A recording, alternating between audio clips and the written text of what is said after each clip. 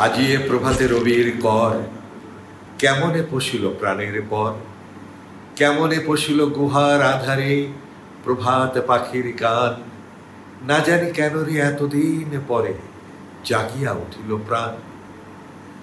কবিগুরু রবীন্দ্রনাথ ঠাকুরের এই কবিতা দিয়ে আজকে ফোকাস টিভি ইউকে চতুর্থ প্রতিষ্ঠা বার্ষিকী উপলক্ষে সকল শ্রোতা দর্শককে অসংখ্য শুভেচ্ছা এবং শুভকামনা জানাই।